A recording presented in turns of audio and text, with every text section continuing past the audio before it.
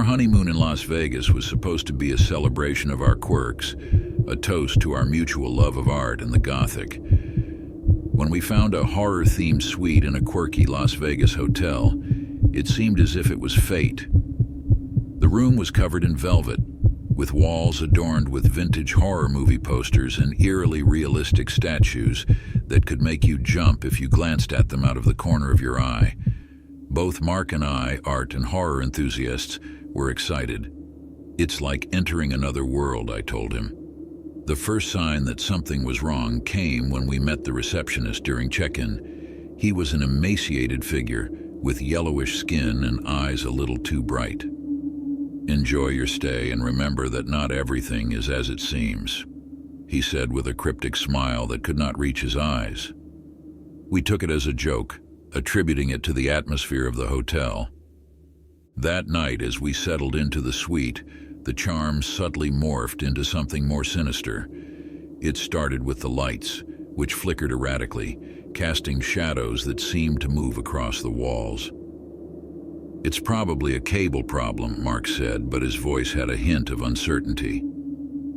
Around midnight, the real terror began. The sound system, which we hadn't touched, came to life, filling the room with the chilling sounds of music from a vintage horror movie. Mark went to turn it off, but the system was unresponsive. Then, the figures around the room seemed to move slightly, as if coming to life. We laughed nervously, trying to shake off the discomfort. But then we hear the first real scare, a deliberate loud bang on the door. Mark cautiously approached and opened it, only to find no one. When he turned, the air filled with an ominous guttural laugh coming from the sound system, sending shivers down my spine. "We should have stayed in a normal hotel," I half joked, trying to lighten the mood. But Mark didn't answer. He was looking at something behind us. I turned to see one of the statues, whose head was now turned towards us, with eyes that looked all too real. "It wasn't like this before, was it?" I whispered, feeling my heart race. We decided to call reception, but the line was full of static and cut off the moment I picked up the receiver. That's when panic really took over. The room grew colder, and the statues seemed to come closer every time we looked away. We curled up in bed, watching the doorknob slowly begin to turn. Mark grabbed the closest, a heavy lamp, ready to strike. The door opened, revealing the silhouette of a man, the same hotel receptionist, but now wide-eyed, and his mouth twisted into a horrible smile. "Welcome to the real horror show. I hope you enjoy the ride," he hissed, entering the room with an eerie calm.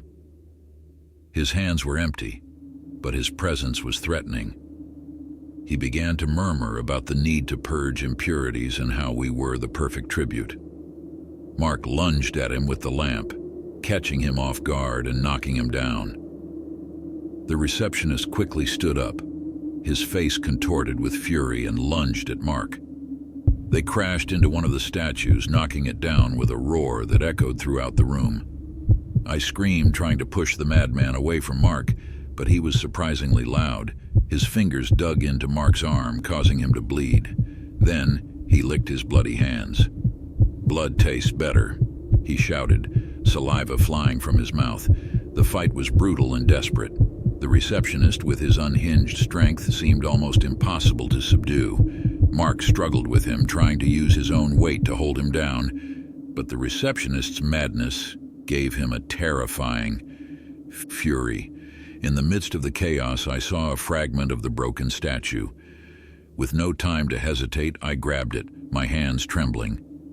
"Get away from him!" I shouted, my voice hoarse with fear. The sharp edge of the fragment glowed in flickering light as I swung it, managing to reach the receptionist on the forearm. He howled in pain, a sound so animal that it froze my blood. The distraction was enough. Mark pushed him aside and we walked away, placing ourselves between the door and the madman. The blood of both Mark and the receptionist stained the ornamental carpet, adding a grim reality to the horror-themed decor. The receptionist, clutching his bloodied arm, looked at us with unhinged eyes. "It's just a show, gentlemen. It's so unusual to have couples as beautiful as you," he said, with a disturbing smile. "Give grace to this small home that I built and I owe to the MACABRE. Do you like this sweetness? Oh wait, you haven't seen my nail collection yet. When you die, your skin shrinks so your hair and nails keep growing. I've picked up some shiny, dark, bloody nails. Come, love, come with me. Let me show you my precious collection. Walk with me," she shouted, her voice echoing eerily around the room. His behavior then changed, as if he were listening to some invisible advisor. His next words were reassuring in a chillingly calm manner. "Oh, honey, don't worry. You'll become part of the collection, too. We're leaving, and we'll call the police," I declared, my voice firmer than I felt. I had to bluff, as our phones were dead and the room seemed to be designed as a trap. Mark nodded, moving slowly toward the door without taking his eyes off the clerk. "Come closer again, and I swear I'll be done with this," he growled, the threat clear in his tone. The clerk seemed to consider him then with a disturbing smile, stepped back, disappearing into the shadows of the hallway, as if he could melt into the darkness itself. We didn't wait to see if he would come back, grabbed our essentials, ran out of the room, not stopping to look back until we reached the lobby. Out of breath and disheveled, we burst into the brightly lit reception area, surprising the night manager. Our story sounded incoherent, but our injuries and terror were genuine, and that convinced him to immediately call the police. The officers arrived within minutes, their presence a stellar relief from the horrors of the night. They listened intently, their expressions getting deeper by the minute. Searching the hotel, they found the employee in a hidden room behind the reception area, surrounded by monitors showing several rooms, not just ours. It turned out that he had been watching and recording guests for months, his psyche deteriorating into madness, fueled by an obsession with horror and surveillance. The resolution came quickly after that. The employee was arrested, his room of horror sealed as evidence. We were treated for our injuries and given a new room in another hotel, this time a cheerfully lit place that couldn't be further from our original choice of nightmarish. In the aftermath, Mark and I clung to each other, our honeymoon forever marked by Calvary. Through that terror, however, our bond had only grown stronger, a remarkable contrast to the darkness we had endured. We had survived the horror, but most importantly, we had overcome it together. As we finally settled into sleep, the first quiet night since our arrival, I realized the true depth of our vows. In sickness and in health, in horror and in peace, we were united, and nothing, not even a psychopath, not even a horror-themed nightmare could change that.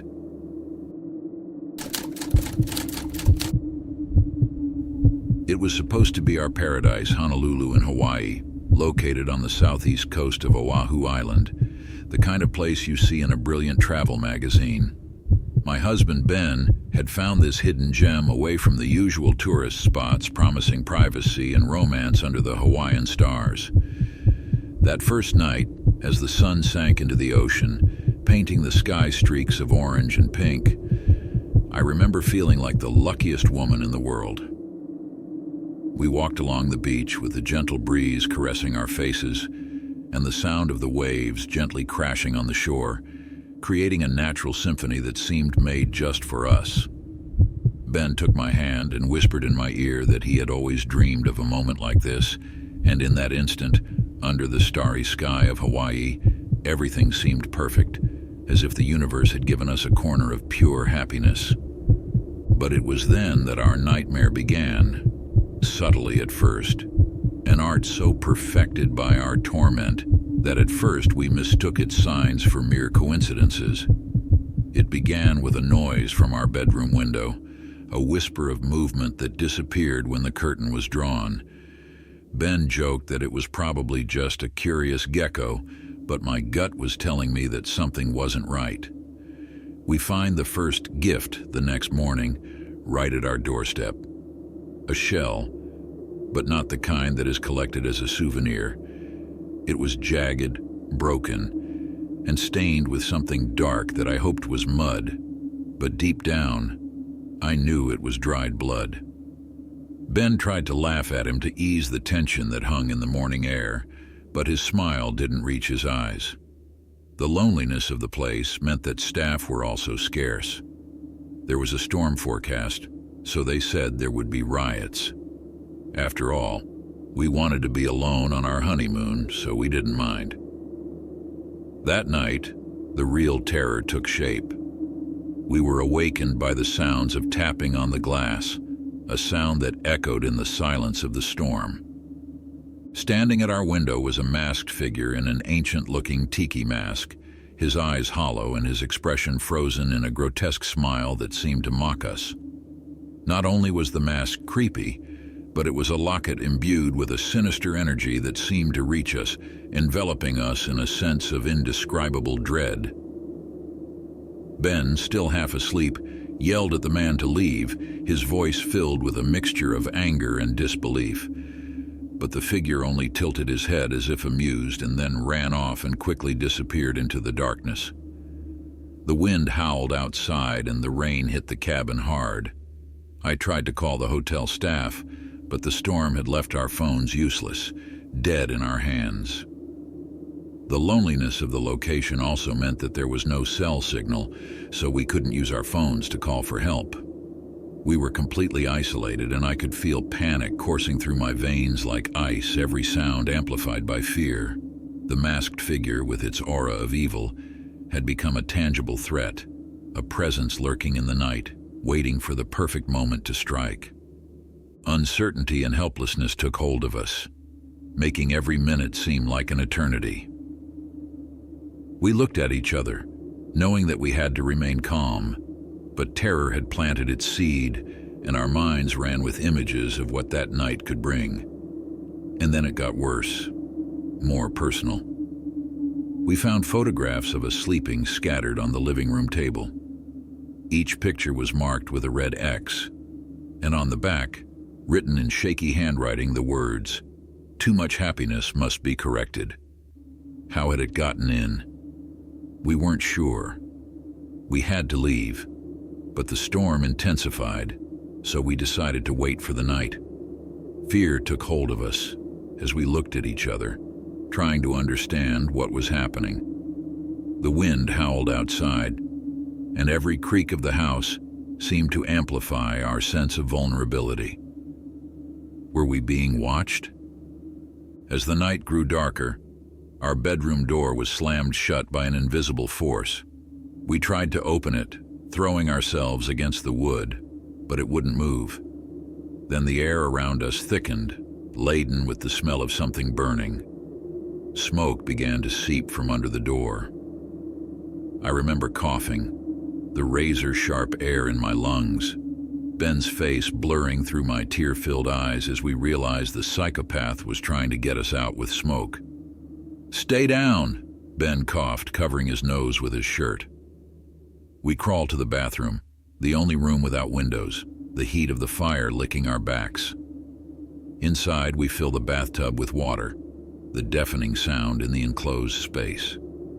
Meanwhile, the man's psychotic laughter echoed through the villa, a sound so unhinged that it made my skin crawl. Every second became eternal, the air became thicker and denser, and our hopes of escape faded with each painful inhalation. Ben, always the braver of the two, tried to stay calm, but his eyes betrayed the terror he also felt. Ben found a small vent, a possible way out of our nightmare. He lifted me up quickly, but as I climbed up, an icy hand grabbed my ankle. It was him, the psychopath. He was lurking in the bathroom. I screamed, kicking frantically, feeling the grip tighten tightly. Ben, with a courage I will never forget, threw himself at the psychopath and brutally pushed him against the wall. In the midst of the confusion, he managed to break the grip and, with a determined push, propelled me back into the vent, deftly blocking the psychopath's next attempt to catch me. "Go, Leia. Go out and get help." Her voice was harsh, likely from the smoke and desperation of the situation. With no time to lose, I crawled through the vent, emerging outside with a desperate gasp for fresh air. My heart was pounding against my ribs, fear and adrenaline pushing me forward with every step. Behind me, the village was burning brightly, a beacon of fire in the dark night, and I knew that if I didn't get help soon, Ben wouldn't get out of there alive. Barefoot and desperate, I ran along the beach in the pouring rain, the cold sand being a strange and cruel contrast to the heat that still radiated from my skin. I couldn't let Ben's sacrifice be in vain, so I kept running, driven by fear and the hope of saving him. The villa, our supposed paradise, was a fiery silhouette against the night. The psychopath had set it on fire, and its flames reflected in the ocean like warnings I wished I had heeded sooner. I had to find someone, anyone, but time slipped away like sand between my fingers. My mind was racing with images of Ben, alone and facing the madman, and that thought pushed me faster. Every breath was a mixture of salty air and fear, a constant reminder of the urgency and danger around us. I couldn't afford to stop, not even for a second. I stumbled upon a small fisherman's hut, its windows dimly lit by the flickering of an old oil lamp. I knocked on the door desperately, my knuckles raw, crying out for help in the middle of the dark night. An older man, experience carved into his sea-beaten face, opened the door. His eyes widened as he saw me, disheveled, wounded, wet, the wild panic reflected on my face. "Please, you have to help me, my husband. He's over there. There's a man trying to kill us," I stammered, terror convulsing my voice. Without uttering a word, the old fisherman hurriedly grabbed a radio, his Hawaiian words flowing rapidly. Then, with a serious gesture, she ushered me in, while her daughter bravely threw herself into the storm, ready to face any danger to help a stranger. As we waited for what seemed like an eternity, I heard him again, that chilling, unhinged laugh. I floated on the beach, carried by the wind, and my blood froze. He was coming. The psychopath had followed me. I looked out the window, catching a glimpse of the tiki mask in the shadows. It was close, too close.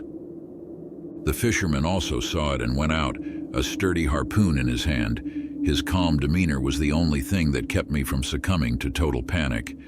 And then there he was, the psychopath, his now cracked mask revealing glimpses of a scarred face twisted with fury. He screamed, a sound so full of madness that it seemed to shake the walls. "You can't escape love.